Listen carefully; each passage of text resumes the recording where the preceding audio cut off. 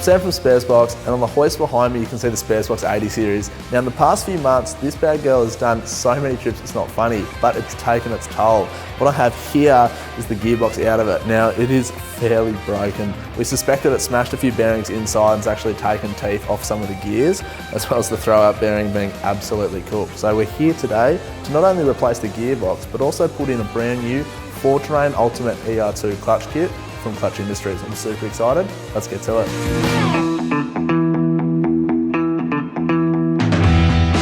Well, to install the new gearbox and the new clutch, we had to uninstall a few things first to make our life easier. Obviously the drive shafts came out. We also had to drop the cross member and therefore the gearbox mount. Now when we pulled this bad boy out, we saw that it was a little bit worn, the rubber had started to crack, so we are going to be replacing that while we're under the car as well.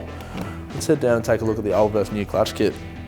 The old clutch didn't show any real signs of wear or needing replacement, but we thought, why not? The flywheel did, however, seem to be warped, so it's been machined, thankfully, and well, the old throwout bearing is, well, it's not in good shape. So thankfully, the 4Terrain clutch kit comes with everything you need.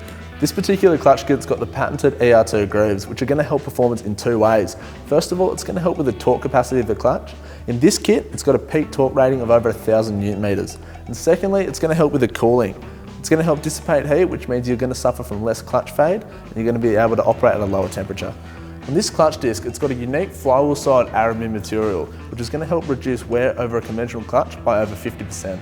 The cover assembly is manufactured with a spheroidal graphite casting material, which means it's going to have a yield strength some 300% stronger than a standard casting. The cover assembly has incorporated anti-corrosion coating, which means it's going to be able to withstand just about any element you could put a clutch through. Best part is, everything you need to do a clutch kit comes in this awesome box and it has a 3-year or 50,000 kilometre warranty. So I've been roped into installing this clutch into Sam's 80 series Land Cruiser behind me. I've got our new gearbox here ready to go in. A couple of pointers if you're doing this kind of job.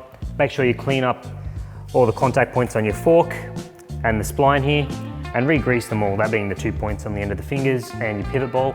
It is also worth checking the condition of your pivot ball, as they can fail and you would hate to have that happen not long after you've just replaced your clutch.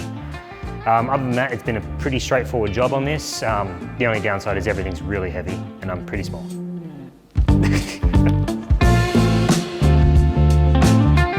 So we've just finished putting our flywheel and clutch into Sam's 80 series Land Cruiser. It's all been torqued up.